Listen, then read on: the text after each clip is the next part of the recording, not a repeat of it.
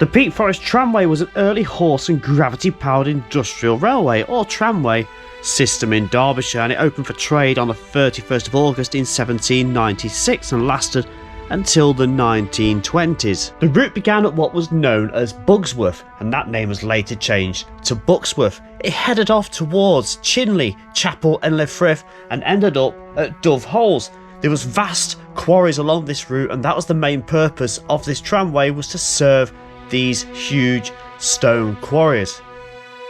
Nearby Buxworth there was a quarry known as Barren Clough Quarry, and to get to this a little branch of the tramway was constructed, but a tunnel was also required to be driven under the land just outside of Barren Clough. The land for the quarry was purchased 56 years before the quarry was actually opened. That's quite remarkable. And so the tunnel and the little tramway was then constructed to serve this very quarry and join on to the main Peak Forest Tramway. It took just 145 yards to reach the tunnel from the main Peak Forest Tramway line, and the tunnel itself is 158 yards in length. Barren Clough Quarry produced stone up until its closure in 1928. The last load of gritstone leaving the quarry via the Peak District Tramway 4 years earlier in 1924. So just look at these stone walls. Look at that support section just there. Look at that portal. Now this is going to take a bit of careful footing to get over there. The wall is quite high. Just look at that drop down just there. Looking quite misty and a little bit boggy in there. You can see even the beam of the torch is showing up on the outside. It just shows what it's like. I think that's my safe way down and around.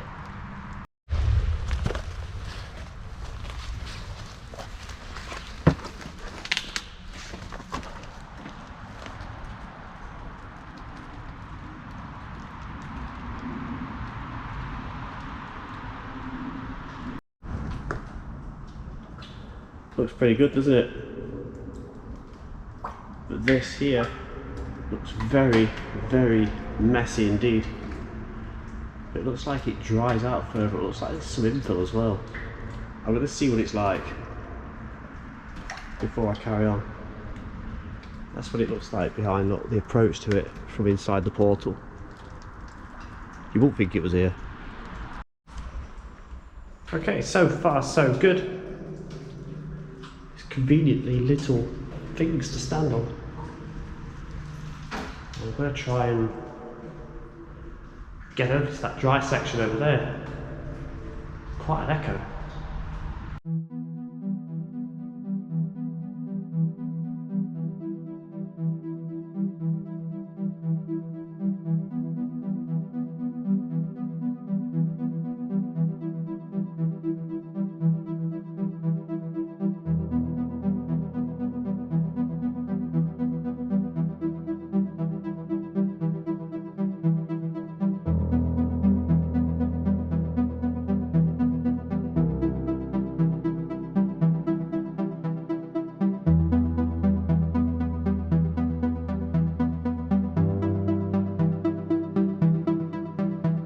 Some more coping stones on the ground. Look.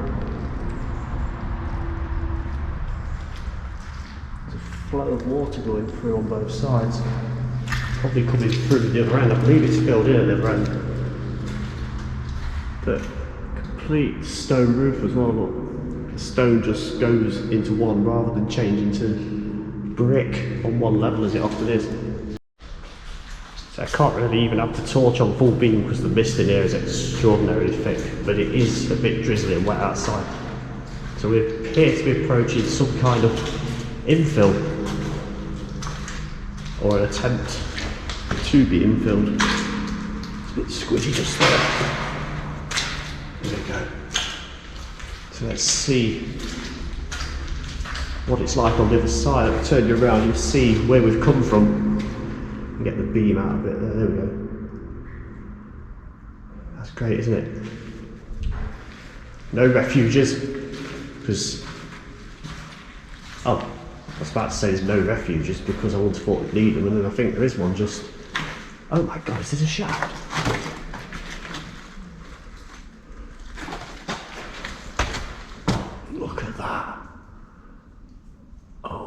word.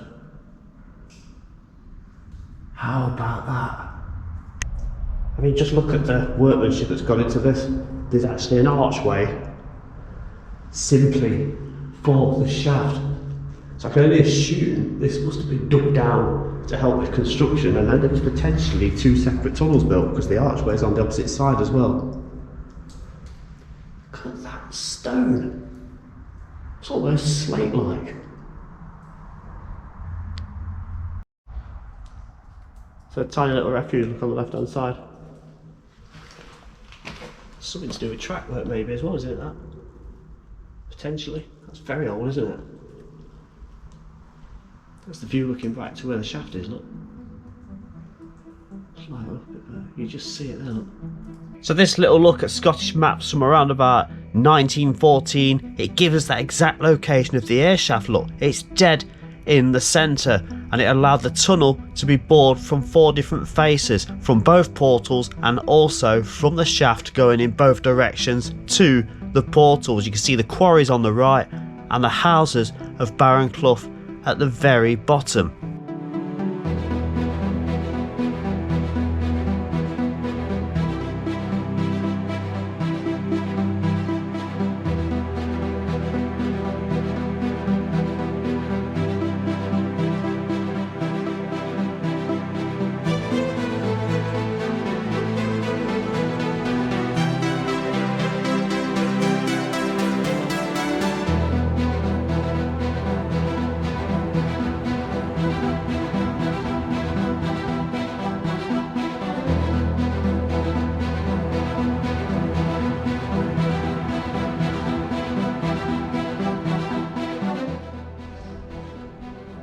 Now you can see a lot better now where the track actually used to sit, look, on this stone foundation.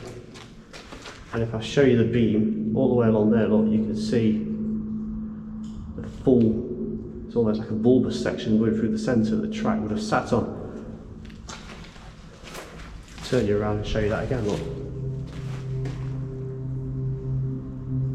That's alright, isn't it, that?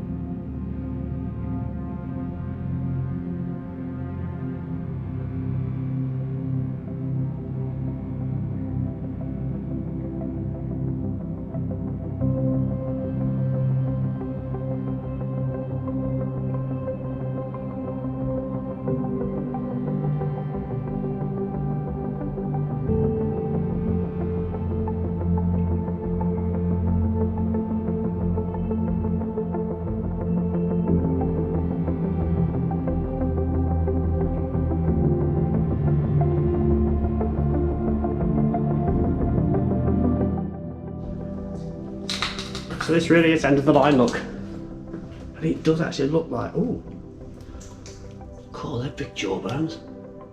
Size of them. That is the portal, look, you can see the coping stone in the middle, look, the main stones. So that's an archway, that is. So is it the land that's been filled in, or is it another shaft beyond this that's just been, had all stuff chucked down it? So we've made it to the other end, right where the tunnel enters the quarry. We've gone below the road and we've bypassed Barren Clough. And the portal is buried but not infilled. Look at the old pitchfork. That's remarkable. I wonder what these are for.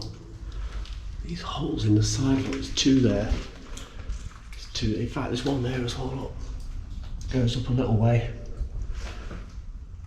Fantastic. Look how dark it is down there and how far away the portal is. Extraordinary, isn't it? Fantastic. Right, I think it's time to get safely out the other end and see if there's anything else worth looking at.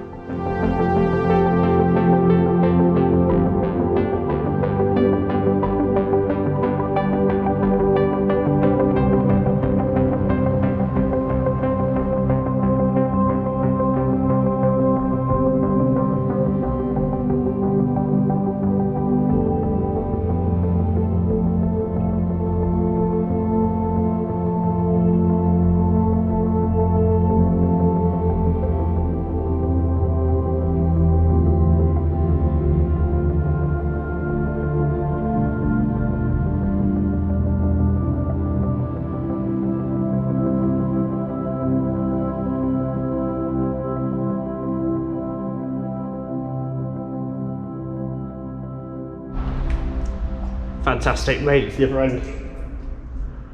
All sorts of noises dripping on top of all these things that reverberated down a tunnel the entire time. Freaked me out, just a touch. Brilliant. So that was Barren Clough Tunnel, or Buxworth Tunnel, or Bugsworth Tunnel, whatever you want to call it, but I think Barren Clough is the most commonly an official name for this. That's fantastic, isn't it? Any more stuff that's hidden away? Look what I had to come through to get to this. Extraordinary stuff. Please like, subscribe and comment below. Drop your suggestions. Take care. Bye bye.